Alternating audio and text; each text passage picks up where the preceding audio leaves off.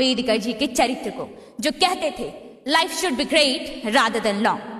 हमारी भारतीय संस्कृति में कहा जाता है फलिन परिचायते, अर्थात फल परिचायक होता है कि वृक्ष कैसा है और कर्म परिचायक होते हैं कि हमारा किरदार कैसा है।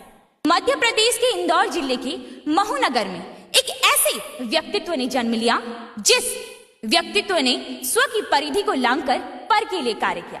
एक ऐसा व्यक्तित्व जिसे संघर्ष कभी झुका ना सका, और आज हम उन्हें अनस्टॉपेबल मैन के नाम से जानते हैं, जो हमेशा कहा करते थे कि यदि मुझे अपने आप और देश की आजादी में से किसी एक को चुनना पड़े तो मैं देश की आजादी को चुनूंगा, और यदि देश की आजादी और दलित उत्थान में से मुझे किसी एक को चुनना पड़े तो मैं दलित उत्थान को चुनूंगा, क्योंकि ऐसी आजादी किसी काम की नहीं जिस आजादी में समानता का अधिकार ना हो। ऐसे देवतुल्य स्वतंत्र भारत के प्रथम न्याय मंत्री एवं संविधान सभा के जनक डॉक्टर भीमराव अंबेडकर जी की जयंती पर आप सभी को हार्दिक बधाई।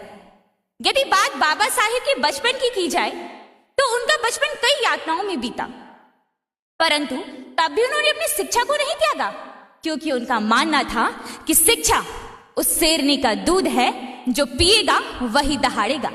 इसी सोच के चलते उन्हें लंदन स्कूल ऑफ इकोनॉमिक्स से डॉक्टर ऑफ ऑल साइंस की डॉक्टरेट भी प्राप्त हुई। बाबा साहेब कहा करते थे that cultivation of mind is the ultimate aim of human existence। यह कथन उनकी बुद्धि की स्थिरता को बताता है। मान्यवर, अब विचार कीजिए कि जिस व्यक्ति के साथ बचपन से ही अमानवीय व्यवहार होता आया, उन्होंने तब भी अपने मन में कभी भी नफरत को नहीं पनपने दिया। उनका मानना था कि नफरत एक कमजोर दिमाग का खेल है। वे अंत तक एकता व भाईचारे की बात करते रहे। वे कहते रहे, we are Indians firstly and last. मुझे गर्व है कि मैंने ऐसे देश में जन्म लिया है जिस देश में बाबा साहेब जैसे महापुरुषों ने जन्म लिया। वास्तव में उनका चरित्र